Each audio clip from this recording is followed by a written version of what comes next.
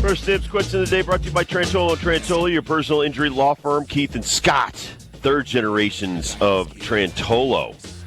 The Trantolos have been doing this for over 85 years in Connecticut. Hartford, Waterbury, Bridgeport, New Haven, Torrington are their local offices, but now they're branching out to New York, Riverhead, and Melville. So to get a hold of Trantolo & Trantolo, Trantolo's law offices, dial 9-844-999-9999. Should schools be fined for students storming the field?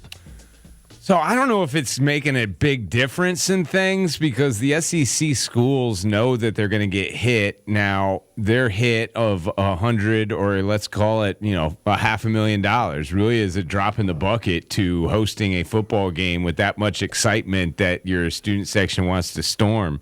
I think it's tough to kind of enforce, like David Benedict said, how many security guards and police officers do you need? But I would think now, with the technology that we have, like Ole Miss and a lot of these schools, like Vanderbilt when they beat Alabama, Ole Miss when they just beat Georgia, they take their goalpost to the center of town as if it's like this trophy of stealing from their own school. And then I heard from Lane Kiffin today saying that his son goes to Ole Miss and knows people that sawed the goalposts in sections. So they had sections of their own goalposts. And Lane Kiffin didn't care. He thought it was funny. And I don't know what you're going to do to these kids because, like Dave Benedict was saying, that the law enforcement and security, you're going to need a lot of them to try to control 30, 40, 50, 60,000 people.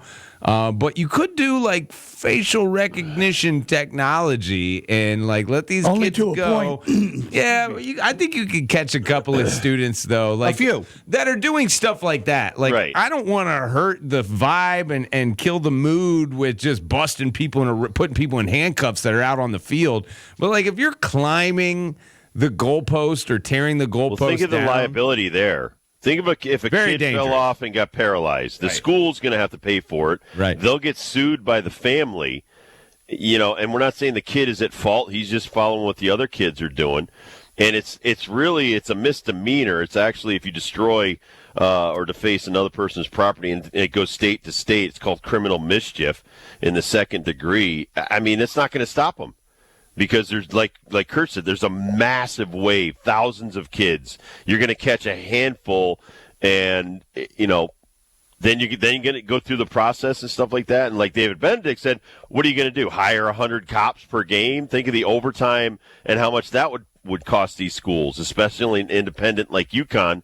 That's a state school. They can't afford that. So there's got to be something done. Maybe even costing you a forfeit of a game. Maybe that'll get to the kids where they're like, well, I don't want to cost my team a chance to go to the playoff. So David Benedict brought up waiting for the teams to get off the court, especially the away team. And last year, I was totally against that. And I was like, dude, you're killing the vibe. The vibe is 3, 2, 1, let's go! You wait on the clock to count down, and then it's officially game on time. But now, so I saw it Saturday, and it was a little bit different because it was the away team storming the home team's field. Now, this is Wesleyan Trinity, and I don't know if you want to take this as disrespect or take this as a compliment.